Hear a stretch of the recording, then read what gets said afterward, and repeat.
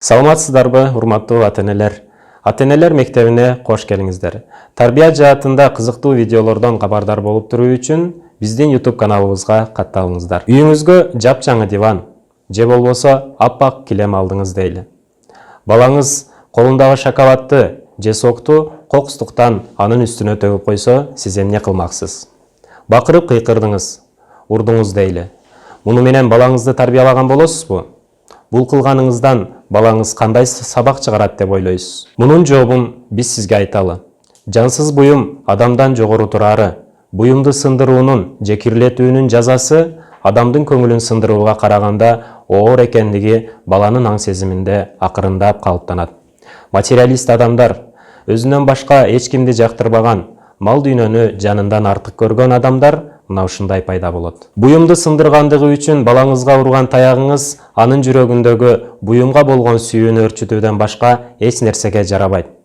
Катан оңдоонун мындай усулу буюм адамдан жогору турат деген түшүнүктү баланын аң сезиминде калыптандырат.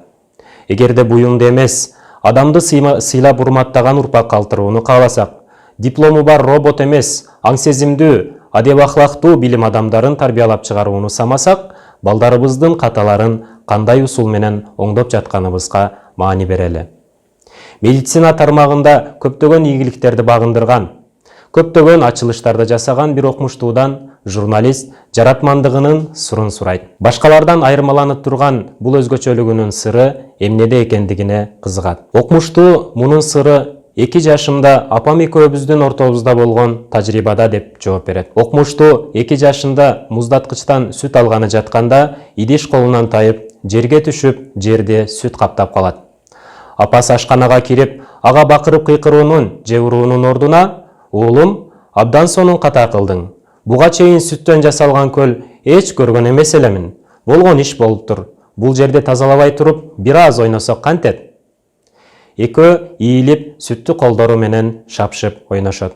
Бир канча мүнөттөн кийин апасы, "Уулум, мына ушундай нерсе кылганыңда өзүң тазалап, өзүң жыйнашың керек экендигин билесиңби? Кандай кылалы? Идиш менен сузуп алалыбы же сүлгү менен арчыйлыбы? Кайсынысы сага ыңгайлуу?" дейт. Бала сүлгүнү тандап, биргеликте жерди тазалашат. Андан соң апасы, "Билесиңби, сен эмне үчүн сүттү төгүп алдың? Колдоруң кичинекей болгондуктан шишени бекем кармабадың. Азыр экөөбүз бакчага чыгып, шишеге суу толтуруп, аны төкпөстөн ташууну үйрөнөлү" дейт. Бала 2 колдоп шишени мойнунан бекем кармаса түшүп кетпестигин үйрөнөт. Кандай гана мыкты сабак. Бул окумуштуу кийинчерээк ката кылуудан коркпоо керектигин үйрөнөт. Каталар жаңы нерсени үйрөнүүгө, өбөлгө түзөөрүн аңдап жетет. Илимий ачылыштарда мына ушундай каталарга барып такалат. Бир тажрыйба ийгиликсиз болгону менен андан көптөгөн сабактарды чыгарууга болот. Килемдеки дактан, дивандагы кирден улам, баланы урууга биз ата-энелердин акыбыз жок. Мындай каталарды жоюунун башка көптөгөн пайдалуу жолдору бар. Бала килемди кирдетет, диванды дак кылат, кийимин жыртат, жыгылат, башын жарат.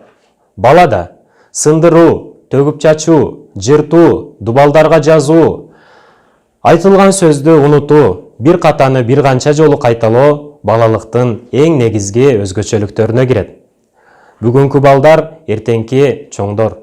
Балдар сындырсын, төксүн, биз ата-энелер сиздер менен аларды тарбиялайлы. Анткени бала биздин изибизден басат. Көңүл бурганыңыздар үчүн чоң рахмат.